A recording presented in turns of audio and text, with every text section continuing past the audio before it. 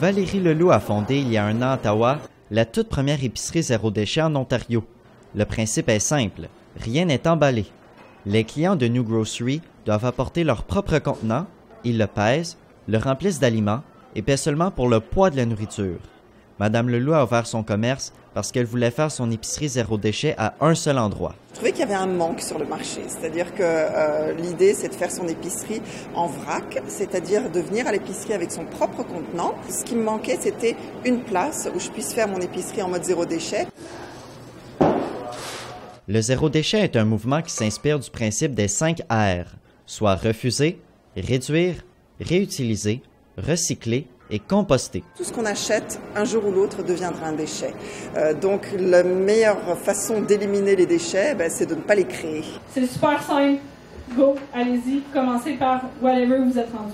De l'autre côté de la rivière, Chloé Bureau veut elle aussi influencer le plus de gens possible à moins consommer en donnant plusieurs conférences.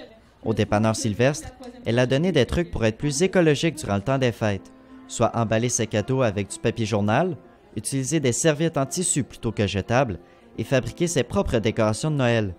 Chloé a réalisé que le mode de vie zéro déchet est simple à adopter. Oui, bien, c'est un défi d'1 mois que je me suis donné au début, en fait, que des amis m'ont lancé.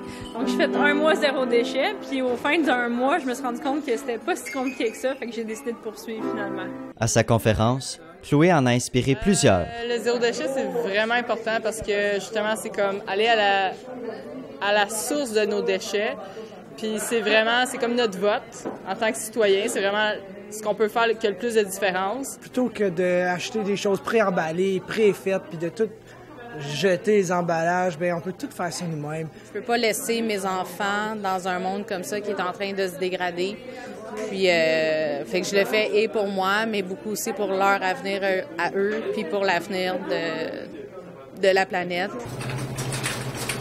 Quand elle fait son épicerie, Chloé prend soin d'acheter en vrac. À part les aliments secs, on peut acheter des épices, une paille en métal, une brosse à dents en bambou, des serviettes hygiéniques lavables, du lait en bouteille de verre et du savon liquide pour jeter moins de déchets. En adoptant ce mode de vie, Chloé remplit un seul sac de poubelle par année. De un, ça réduit les emballages. De deux, souvent, c'est moins cher aussi. Pas toujours, mais des fois, la plupart du temps, je dirais que c'est moins cher. Puis de trois, quand j'arrive chez nous, j'ai mes pots, je les mets dans mon armoire, puis là, c'est réglé. Une autre façon de diminuer les déchets est de se procurer des vêtements usagés. Les Canadiens jettent 9,5 millions de tonnes de vêtements chaque année. Pour diminuer ce chiffre, on a créé la Gratuiterie. Ce commerce situé à l'Université d'Ottawa propose plus de 10 000 kilos par année de vêtements, de draps et d'autres objets de la vie quotidienne entièrement gratuits.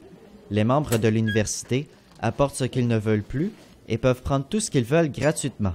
Ce projet a été créé parce que beaucoup d'étudiants jetaient leurs effets personnels quand ils quittaient la résidence. On est devenu de plus en plus impliqués. Quand les étudiants déménageaient sur le campus, on voyait la quantité de matériel qui était laissé derrière, comme des vêtements, comme des articles de maison et tout ça.